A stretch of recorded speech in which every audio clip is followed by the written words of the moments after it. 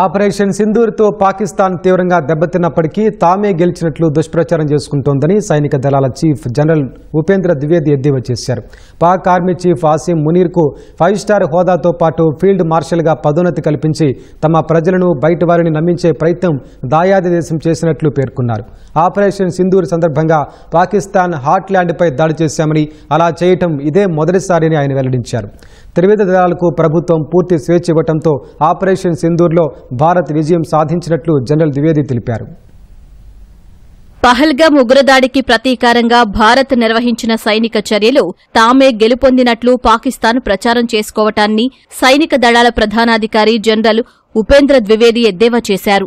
వారు యుద్దంలో గెలవకపోయినా Pak army chief కు field marshal పదవి ఇవ్వగానే అక్కడి ప్రజలు తాము గెలిచామనే భ్రమలో ఉన్నారని పేర్కొన్నారు. కానీ అది విజయమా లేదా అపజయమా అనేది వారి మనస్సాక్షికే తెలుసన్నారు.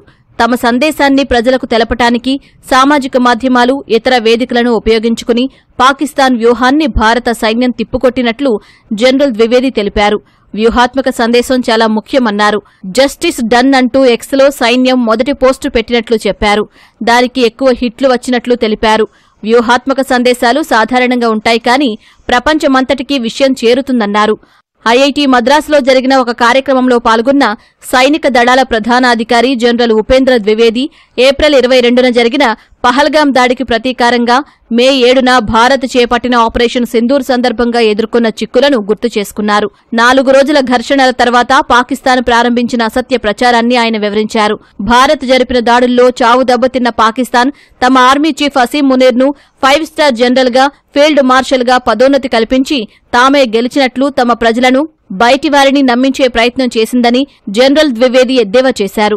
ఆపరేషన్ సింధూర్ సందర్భంగా పాక్ హార్ట్లాండ్పై దాడి చేశామని, దాయాది హార్ట్లాండ్పై దాడి జరగటం ఇదే మొదటిసారి అని ఆర్మీ చీఫ్ వెల్లడించారు. But this time I think it was wide and deep where we hit the heartland. This was the first time we hit the heartland.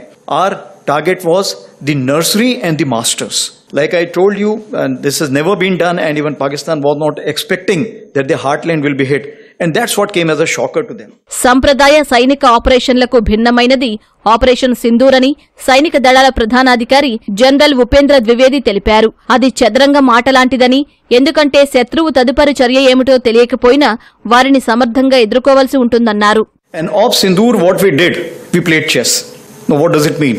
It means we did not know what is the next move the enemy is going to take and what are we going to do. This is something we called about the grey zone. Grey zone is that we are not going for the conventional operations, but we are doing something which is just short of the conventional operations. Conventional operations means go with everything, Clausewitzian approach. Take whatever you have, and if you are able to come back, it's okay, otherwise stay there. But that is the thing which we talk about, the conventional approach. Here the grey zone is any activity which is taking place in all domains. That is something which we are talking about, and Op Sindoor taught us that this is the grey zone. So we were making the chess moves, he was also making the chess moves. Somewhere we were giving him checkmate, and somewhere we were kind of going in for the kill at the risk of even losing our own, but that's the way life is all about. Operation Sindoor సందర్భంగా ఏం చేయాలనే విషయంలో త్రివిధ దళాలకు పూర్తి స్పష్టత ఉందని సైనిక దళాల ప్రధానాధికారి ఉపేంద్ర ద్వివేది తెలిపారు. ఏం చెయ్యాలో మీరే నిర్ణయించండని ప్రభుత్వం తమకు పూర్తి స్వేచ్ఛ ఇచ్చినట్లు ఆయన తెలిపారు.